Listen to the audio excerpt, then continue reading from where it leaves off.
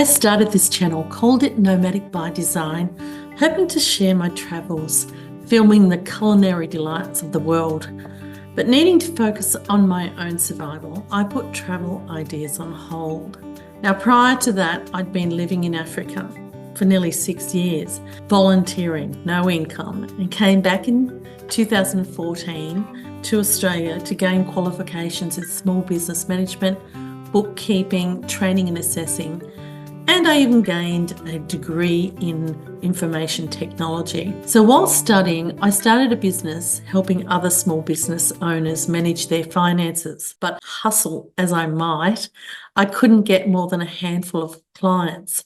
I also had no luck chasing casual or permanent work to supplement my income. In 2018, after 10 years without any regular income, my employer or future employer rang me and offered me a position working remotely as an employability skills trainer. I'd applied for it months before and I hadn't heard back anything, so I gave up on it. But my new boss told me she'd pulled my resume from a pile of rejected applications. So I jumped onto it. I worked for 3.5 years before moving into a permanent instructional design role that I actually requested. And I was also put in a position to create an information technology course and be the trainer in that role with the same company. And it was for a large government-funded RTO in Sydney. So I pretty much thought I was set for life, right? Expecting it would last me to retirement. Well, this position used every skill I had ever learned in my life and challenged me to develop more. I often found myself telling others that it was my dream job. Every job has its downsides, yeah? And working remotely meant I didn't get a lot of feedback or even connection with my co-workers. And being a corporate role on top of that relied on government grants, I had 6 changes of line managers in the space of 3 years. And each time I had to demonstrate my abilities to the new directors and quickly convince them of my unique talents across many areas of the business. So I was in one of those unique positions where I acted as a close advisor to my managers because I knew the ropes of processes across many roles, and I'd survived that revolving door of ex-employees. Consequently, I had some very low days as well emotionally. So I began music therapy, singing and playing guitar, adding videos of my original songs and slightly rough versions of covers to my YouTube channel, and it worked to help restore my often floundering self-confidence. Now, I'm open enough to admit I have struggled with anxiety and depression for most of my life, and I'm probably a little more than a little neurodivergent. But I've always been a happy, bubbly personality with a positive attitude, and that continues to move me forward and fuels my resolve to never give up. So ironically, my job required me to help others build their self-confidence and resilience and find their purpose. And I didn't realize how important it was for me to learn that too until 7 years of service was up with this company, and yet another new director decided to make my position redundant. That was in spite of being publicly recognised just months before by the CEO for my great work on some of their big client projects. Honestly, it felt like a kick in the guts. And I'll admit, I was very angry. But after anger must come acceptance if you want to move forward.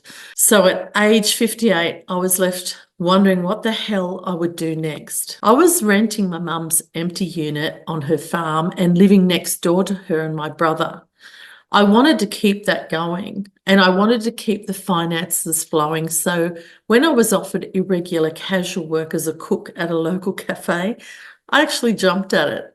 I was living off my savings, so although it was a drop in the ocean compared to what I needed, it helped slow that erosion. I took to cooking like a duck to water, and for a brief time, it was helping me get both my physical and mental health back into a better shape. It was also that community connection that I'd been craving for years. It was my introduction to real sourdough, which continues to make a world of difference to my gut health. I mean, I've always been a foodie and I'd learnt so much from my mum growing up. So I decided cooking was going to be my new form of therapy. In agreement with the cafe owners, I started my own catering business to help them, out with deductible invoices and also built something for myself. But suddenly, just after Christmas, on Boxing Day, after just 3 months of working with them, the business owners chose to swap my services out for cheaper options. It was totally unexpected and it sent me into a downward spiral. But this time, I went there faster and deeper than I'd ever been before. After a month without any type of income, I wasn't even on government support. I was offered another casual gig as a lab technician. I had no idea what it was about, but I took it with both hands. It turned out to me to be just like cooking, just with different elements, but it did require me to stand for 8 hours a day. And I told myself it would help make my body stronger. I mean, I had barely made it to 5 to 6 hours standing in my previous cook's position. So really, it was a huge struggle. Pretty soon, my body was complaining with excruciating pain and I was barely able to walk whenever I got home from work. I sought treatment from a chiropractor who did help alleviate the pain, but she also informed me of some damage that I had to my lower spine. So I was forced to face the fact that my body wasn't able to sustain this type of work. I mean, when you've sat at a computer most of your life, the muscles you've developed are a completely different set of muscles to the ones you need to be on your feet all day. Regardless of my damaged back, I stayed in the job for 3 months until the high season ran out and they literally had no more work for me. Fair enough. They had told me from the start that it would only be temporary. I tried hustling with the catering business. I even got business cards printed and handed them around, talked to different restaurant and cafe owners, but there were no takers in this regional area. Everyone was hiring juniors, and my only hope was to move back to the city. But unfortunately, I can't find anywhere in the city to live on my budget, especially because just before losing the cooking role, my mum graciously allowed me to stay here rent-free. I still pay utilities and clean the place and look after it, but it's free rent. So there really is no other option that I can see at this point until I can attract a higher income. Now, to give you some context, I have no partner to lean upon, and nor do I believe in asking someone else to provide for me in that way. I don't own a house. I only have a car that I bought from my redundancy payout and a few cheap furnishings. And I have less than probably 100K in my super, also known as 401k for you guys in the States. And that was mostly because I volunteered so many years overseas. I also used my redundancy payout, not only just to purchase the car, but to completely get debt-free. So that was a good starting point. The good news is, while I was living off my savings and that intermittent casual work, my super was also making $6,000 on top of the $6,000 in employer contributions that were made before I was redundant. So I don't plan on touching that anytime soon, not that I can think of how useful it would be for me if I did. So now I'm heading towards my 60th birthday and I'm creating, editing and posting videos to continue my cooking therapy. And I really enjoy it. And I'm learning new skills as I go. I love learning. I'm also thinking of integrating some of my original music into the next videos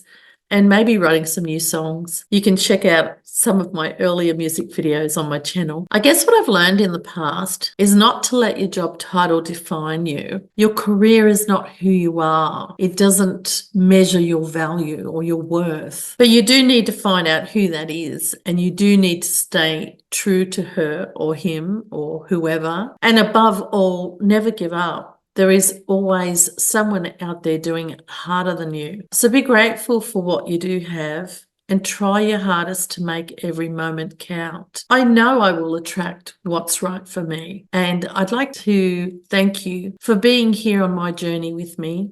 I'm excited to see where life takes me next, and I'll definitely keep you up to date with what happens. Until then, let me know, what would you do if you were in my situation? Or maybe you'd like to share what your situation is and what you use as therapy to help you keep moving forward. I'll see you in the next one.